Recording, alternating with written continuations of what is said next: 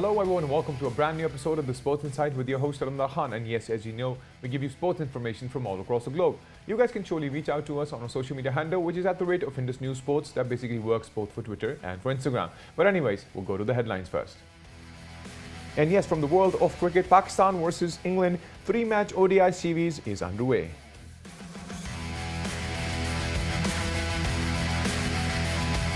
And yes, from the world of football, talking about Euro 2020, England's 55-year wait to reach the major men's final is over after its victory against Denmark 2-1.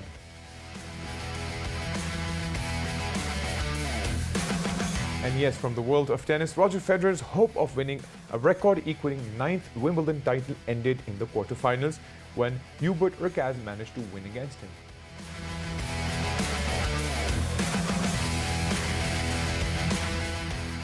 And yes, from the world of Formula 1, 12-time Grand Prix winner Carlos Reutemann passes away at the age of 79. And yes, those were the headlines. And not to forget, today is the day when Pakistan starts to face England in terms of the first ODI series, which is currently underway, and there's going to be 3 of those matches. But not to forget that England actually had 9 of their uncapped players right now in the team for the fact that, they had been exposed to the coronavirus situation, due to which 4 players were, 3 players were opted out along with 4 staff members. But eventually they had to take all those players in isolation as well. So anyways, to discuss the in-depth analysis, we have with us our former cricketer Yasser Arafat to discuss how interesting this match is going to turn out to be. Yasser, welcome to the show. Thank you very much. So Yasser, I would want to start off talking about obviously the whole situation that now Haris Sohail is also not playing. Obviously Babar Azam is leading the green shirts. Ben Stokes is the captain for the England squad, but there are 9 uncapped players. So we'll start off with that. How much do you think it would influence them as a team in front of Pakistan? Look, the England made the new team in emergency, and they picked most of the guys are new, as you mentioned, 9 uncapped players. Right. But at the same time, these players are those players who's always on the fringes of England cricket team, and they all came from the pathway. They play under 19, and then they pick for the England Lions, which is next to England team, and then they play county cricket. Right. So it's not like it's going to be a very weak team. The players they picked, although they have Ben Stokes as a captain, and I've got few names here like Zach Crawley already played Test cricket against Pakistan, and there are other players like Jake Ball played Test cricket. James Vince already played so much cricket for England. So there are players who already played for their country, international cricket. At the same time, the youngsters coming into the side, they are well equipped and they all are playing. The good thing is they already playing county cricket, so it's not going to be easy for Pakistan. So right. It's not like a walk in the park. Pakistan need to play good cricket. Right. At the same time, adopt the conditions very well. Right, and if we talk about the conditions, obviously the conditions for the PSL were pretty different. The pitch was pretty different in terms of the whole conditions where they're coming in from. Not to forget that they were in isolation. So how much do you think the isolation will create an impact? Because these days, if you've noticed, any team that actually flies somewhere else probably goes through the isolation perspective, and that actually does not bring out the very best in the players. Yeah, that is the norms nowadays. Wherever you go, you play cricket or football, you got to quarantine and you got to self-isolate for a certain period of days or weeks. So right. Pakistan is here for the last 10 days. They've been practicing. They played 3 to 4 intra-squad matches in Derby. Now they're in Cardiff. So hopefully they can acclimatize well. And don't forget, most of the guys like Babar Azam, Fakhar Zaman, Shaheen Afridi already had an experience playing county cricket over here and international at the same time. Right. So I don't see any problem for these guys. The thing is, they got to apply themselves and take responsibility as a senior player. Babar, Fakhar and Rizwan in the batting department, as right. well as the bowling department. You see Shaheen Afridi and Hasali, they should take the charge and leading from the front. Right. I would also want to know in terms of how do you think Cardiff's outfield is in terms of you've played a lot of cricket there yourself, specifically in England. So what's your take on the ground itself? Is it going to be a bowling supported field or will it be on the opposite side? There are a lot of good memories for Pakistan team or Pakistani fans, especially in Cardiff back in 2017 when Pakistan won the Champions Trophy. They had a game against England in Cardiff. Right. And in 2017, and Pakistan beat them convincingly. I mean, at that time, and now Sri Lanka is played a one T20 game, and by looking at the pitch, I think the pitch look too paced. It's difficult for the batsmen to adjust, but at the same time, fast bowlers get a lot of purchase from the pitch. So hopefully, it's going to be a good game, depending on the toss and the overcast condition. Because for the last 2-3 days, it's been raining a lot in all over England, especially in Cardiff. So the team who won the toss would prefer to bowl first on that pitch. Right. So you still think it would be more on the bowling side? Because sometimes you've noticed, and we all actually know the unpredictability in terms of Pakistan batting order, because sometimes if we come to that verge of collapse, it becomes more like a trickle-down effect. So are we hoping, because I think in terms of the PSL, I think our batsmen have actually practiced enough, and I think they are there because ultimately all these matches lead to a situation. Maybe it's all leading to the upcoming T20 World Cup at the end of it all. So how do you see? Do you think we may have that trickle-down effect or not? Talking about Pakistan batting, the players of, as I mentioned earlier, Rizwan, Fakhr, and Babar, they have been playing good cricket for Pakistan. If you see the recent tour they had in South Africa, in Zimbabwe, and I think these guys showed and played really well cricket in the last series. So hopefully, if they can do the same. The problem in Pakistan team at the moment is the middle order. After these three batsmen, you don't have any experienced batsmen in the middle order. The bad news, which everybody knows today, that Haris Sohail got injured and he is out of the rest of the tournament. So I think we have three options. Like Saud Shakil would be the preferred choice in this lineup. And then Agha Salman and maybe Soeb Maksud is there as well. So if the top three batsmen score heavily in that tour, and then middle order, help them through make up around 280 or 300 target, then our bowling is good enough to defend that target. Right, and not only that, if we look back at the situation, obviously Heatherley's also dropped from the squad, if you remember, because of a bubble breach back in Abu Dhabi, and I think he's not in the squad right now. And I think he still had that potential that we all have been looking forward to.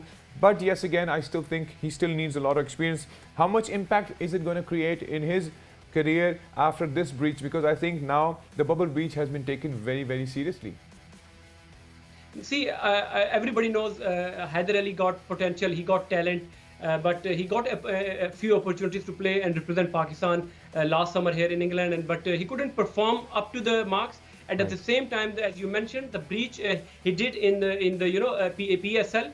Right. So I think he got to take that thing in account, that if you want to play for Pakistan, whatever the restriction and the protocols implemented by the PCB, I think you should abide by those. Right. And I'm sure that he'll be a good person in the future. And obviously, yes, he got talent, but he got to be a better person in the future as well. Right, and it was not only him; it was Umayyad Asif as well. Both of them actually went through this. But I think it is definitely, when it comes to abiding by the rules, I think one should follow it. But yes, as you mentioned, right now in terms of Pakistan's squad, obviously, we still have a lot of team that can actually be out there to perform, but we still don't know what kind of players would we be facing. But if we talk about Ben Stokes to begin with, I think he now has the captaincy for the first time for England in the ODI side. So what's your take on him? Because I think he's one of the most brilliant batsmen that I have personally seen so far. Exactly. I mean, he is one of the best all-rounder at the moment. He is an impact player. And he was injured in IPL in India like 3-4 months ago. Right. He had a broken finger, but recently, if you see him, he was playing county cricket for Durham. He played 2 T20 plus matches, and then at the same time, when he got picked for this one-day side as a captain, he was playing a 4-day game for Durham, where he took 3 wickets. So it looks like he's getting back into his form. So his presence in the team as a captain would be a big threat for Pakistan. So I'm sure Pakistan have a particular plan for him to how to bowl against him, especially our fast bowling, Shaheen Afridi, Hassan Ali, they need to, bowl well, and especially Shadab Khan. Right. In the recent past, he hasn't bowled well for Pakistan, but Right. hopefully he will do well in this series. Right. And how do you see the situation? Because when it comes to becoming a captain on an instantaneous basis, I think there comes a lot of responsibility. And sometimes this responsibility makes one shake because I think he has a lot of burden on his shoulder right now. So do you think Ben Stokes has the ability to take that burden and take his team forward? And obviously those 9 players, obviously the new uncapped players, but as you mentioned, they were playing counties and stuff. Do you think he has the potential, or will he be able to maybe collapse because of the fact that there's too much of responsibility? I don't think so. I can't see any problem for him because he has been a captain. If you remember last year against West Indies, in the first game when Root was not available, he did captaincy, although they lost the game. Right. But I'm not sure. I don't think so. Is any problem for Ben Stokes captaining England side? Is going to be a good opportunity for him. Right. At the same time, he's a big player, impact player. So I can't see any problem for him to captain England side. Right. I would also want to know a bit more about the 3 players and of their staff that actually were infected. So I think currently they are under isolation, and obviously those who have suffered are under treatment. So any updates on those players as yet? The thing is, I mean, they haven't released anybody's name at the moment. Right. Because there are 3 players and 4 sports staff, and they have changed all the members. They went into the isolation. They had they were lucky because their head coach Silverwood, he was already on the holidays from the national duty, so they had to call him, and he's heading the looking after the team now as a head coach. So and they got a few bowling coaches and the batting coaches with the new team. So they haven't released anybody's name at the moment. So hopefully they will get better, and then they will get back and play a T20 series against Pakistan. Right. And one more thing that I would also want to talk about is obviously the field itself, because Pakistan, obviously, whenever we go to a place to play and perform and bat, it's definitely a different environment. When we went to New Zealand, it was a different world out there. When we go to Australia, it's different. When we went to Abu Dhabi, it was different. And I think right now, coming up to England, it is definitely different. So do you think right now our team is there? And like you said that they have been practicing. So in terms of the adaptation, because for a player to adapt to the environment is one of the most and the key factors in the team performing. So do you think by playing these games and practicing enough, they would have adapted to the situation and the field? I think I don't have any concern about the bowling, but the batting is the biggest concern whenever we tour England or Australia, because the mindset needs to be very crucial here, because we need to play aggressive cricket and Right. adopt ourselves, and especially the batsmen, they as a technical, as a coach, I would say, I mean, you want to see the ball early and play late. That's kind of the formula you can apply here in England. So I'm sure, as I mentioned, Babar played county cricket here. He's played for Pakistan over here in these conditions. So I'm sure they will adjust themselves very quickly and do well for Pakistan here. Well, we surely are looking forward for a great match. Yasser, thank you so very much for being a part of the show and discussing the world of cricket with us. Thank you very much.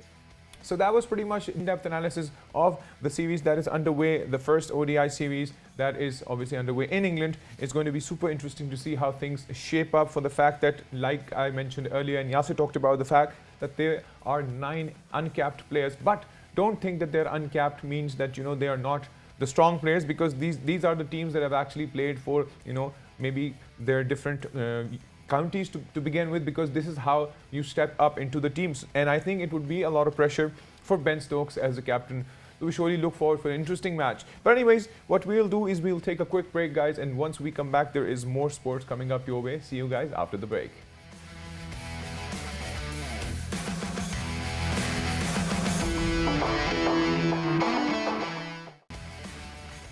And yes, welcome back from the break. And yes, before the break, we were discussing the world of cricket. But not to forget, we give information about sports from all across the globe. So we're going to talk about Euro 2020. And yes, we're going to talk about the second semi-final that took place. And England managed to beat Denmark 2-1 to seal the place in the final. and now they're looking forward on facing Italy. But the point is, there's still so many questions to be asked in terms of how well prepared they are. But anyways, to discuss the in-depth analysis, we have with us Tom Alnott, all the way from Spain. Tom, welcome to the show. Thanks, guys, for having me. Great. So, Tom, I'll start off with the first game that I want to discuss. Obviously, England managing to beat Denmark, even though Denmark made that first score, Damsgaard scored that first goal on the 30th minute. But I think England made a solid comeback in terms of, trying their level best to keep the pressure on the Danish side. So, how much do you think, in terms of the situation right now, that England is ready for the final? It was an interesting test in many ways last night. I mean, not least because it was the first time in the tournament that England have been behind, I think, and obviously that posed a whole different challenge. I mean, a lot of their difficulties in the games they've had were about breaking teams down, about getting the first goal. But to be actually behind in a match and to have to overcome that pressure and anxiety, I think was quite impressive. That they showed a lot of calm, a lot of composure. They didn't really get rattled.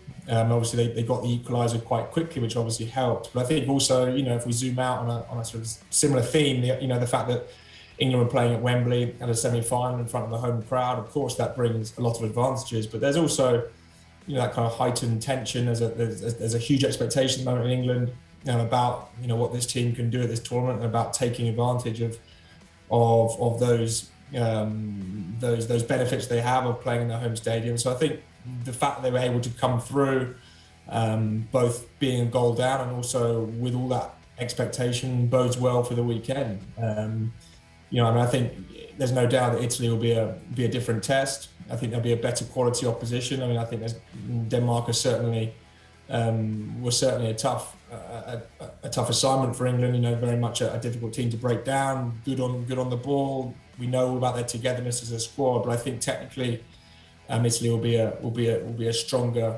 proposition, particularly going forward. We know they've got some really excellent forwards who can take advantage of 1, 2, or 3 chances on the break, and I think it's a really evenly set up match. I think England also obviously got the advantage of the home crowd, which will definitely play a part, but I think there's no doubt that probably Italy maybe go into it as slight favourites, but we'll see. I feel like England got a lot of momentum now. Okay, anyway, hope that because there would be questions out there anyways, but now they'll be facing obviously Italy on Sunday. But let's go back to the second semi-final. Obviously, when Spain lost against Italy, obviously I'm sure you could probably give us more in-depth analysis in terms of, because I think it was one of the most electrifying matches of Euro 2020 so far. I think they both were at the nick of getting that victory. So how do you see that match in particular, the semi-final number 1? Well, I mean, it feels like a long time ago now, doesn't it? Already, even 2 days on. I think from a Spanish perspective here in Spain, in Madrid, the reaction to Spain going out and to their performance has definitely been overwhelmingly positive in the sense that I think people are very pleased with the way Spain played. I think not only throughout the tournament really, but particularly in this match against Italy, I think there was a feeling here that Spain were probably the better team in the match. They dominated the ball, as you always expect them to do. They passed the ball well, but they didn't just kind of have the ball. They actually used it well, with intent, with a good tempo. They created a lot of chances. Right. And I think they sort of dictated the way the match was. I mean, of course, we know that Italy are a very strong team on the counter-attack. They can be lethal even, if you give them even a little bit of space, on the break. So, of course, maybe the trend of the match was always going to be a bit like that. But I don't think as well that Italy were particularly in control. I don't think this was kind of like a match where they were absorbing Spanish pressure and then kind of breaking themselves. I think they were hanging on at points. And I think Spain will look at it and say, okay, overall, through the tournament, given what we had to come up against in terms of, if you remember, the kind of the COVID cases they had right at the start of the tournament, and they had to all quarantine and weren't able to train. They've had some challenges, obviously, with Morata's form, with that terrible mistake of Unai Simon against Croatia. They've had to overcome a lot of hurdles, and I think to get to the semi-final, to play well, to witness the emergence of Pedri, probably as one of the players of the tournament, I think contributes really to the overall sense here that this has been a very positive tournament for Spain. And although maybe they were disappointed they didn't get to the final and didn't get right to the end where they could possibly put themselves in a position to win it, Right. I think the idea is this is sort of a new team that's being born here, and perhaps next year at the World Cup they could certainly be a force. I think for Italy, in a way, you could take it both ways. As I say, I don't think they were the better team in the semi-final, but equally, we saw what they can do on the break. I mean, they've got incredible players going forward in the final third who can punish you, even if you give them a little bit of a chance. Their midfield is slick. They don't give the ball away very much. They're strong. They work hard. This is a very well-drilled, organised Italy team. And I think when they come up against England, they'll feel that they can go into that match feeling confident for sure. I mean, I think everyone, in a way, maybe not England fans, but I think most people would probably pick Italy as the team of the tournament so far. Right. Just a matter of now whether they can convert that into winning the cup. So I would just ask you one quick take in terms of the prediction part, because there's this quote that's out there: is the cup going home or Rome? What's your take on that? Well, you know what? I think if it was on a neutral pitch, if it was anywhere else, let's say if it was in Seville or something, I think I would probably pick Italy just about. I think they have the players and the form, and I just think they've got a little bit more quality perhaps in central midfield as well to dictate the match. Right. That said, I think at Wembley, in front of 60,000 fans, the vast majority of who are going to be English. Of course, England players get to be at home, in the build-up with the training and everything, which I think plays a massive part as well. I think that just gives England a sort of 10%, even 20% edge, and I think, so if we started out Italy being 60-40, I think England perhaps overturn that and just about nick it, that's the way it is right now. But honestly, I think it's a very tight matchup. I don't think it's going to be much in it. I think it'll be one goal, perhaps there. Could be a 1-0 England, or perhaps even another extra time or even penalties. England, and Italy have very famed history in terms of penalty shootouts. So it wouldn't be a surprise if it goes all the way. Right. Well, let's hope for the best. Let's hope for an interesting match on Sunday. Thank you so much, Tom, for being a part of the show and discussing the world of football with us. Pleasure. Thanks for having me. Great. So that was Tom, as he did update things in terms of the final that's soon going to come up. Obviously, Sunday it is. It would be super interesting to see Italy versus England, but not to forget that it's in Wembley. Definitely the home ground edge will play its part, but I think the Italy team is pretty much solid in terms of executing what they want to. But anyways, I'll quickly jump over to the next news, which is a major turn of events in terms of the world of Wimbledon. Yes, Roger Federer knocked out of Wimbledon by Hubert Hurkacz. Not to forget, Hubert Hurkacz, the Polish guy, is phenomenal. Why? Because before this, he managed to win against Medvedev, which nobody thought he will. So I think he's absolutely there where he's supposed to be. He basically triumphed all three straight sets, and I think he is literally on the strongest position. And Roger Federer was seeking to become the oldest champion in the world of Wimbledon, because that is, at least he wanted to reach the semi-finals, but I think he was unable to do so, and he was taken out in the quarterfinals. And Federer's defeat on Wednesday was only his 14th in 119 matches at Wimbledon. But he's also went through some knee injuries before, and I think those surgeries in 2020 surely brought him to where he is right now. But I think we still should be happy for the fact that he at least struggled to get where he wanted to be, but unfortunately couldn't make it to the semis. Not to forget, Djokovic is another big name that we're looking forward for. Djokovic also defeated Hungary's Fosovic 6-3, 6-4, 6-4 on Wednesday. So Djokovic is one of the major and the prime individuals in terms of looking forward to get this title, because in 2019 he had this title as well. In 2020, of course, due to the coronavirus situation, Wimbledon could not take place the way it was supposed to. But anyways, we're looking forward for an interesting updates with regards to how things file in the semi-final. So we'll be also seeing Djokovic and Denis Shapovalov, who will be facing in the semi-final. So it's going to be an interesting overall take on how it develops, and we'll surely update you from the world of tennis. Another update with regards to 12-time winner, Grand Prix winner, Carlos Reutemann passes away at the age of 79. Yes, I'm talking about the world of Formula One. It is one of the sad incidents that actually have happened. And he was also the star of the 1970s, the 80s. So he died at the age of 79, and he was diagnosed with liver cancer back in 2017. And he won dozens of races, but he's also termed as 12-time Grand Prix winner. But anyways, all we can do is definitely pray for the departed, and this is how the world is. Anyways, guys, if you want to reach out to us, you can on our social handle, which is @Indus News Sports.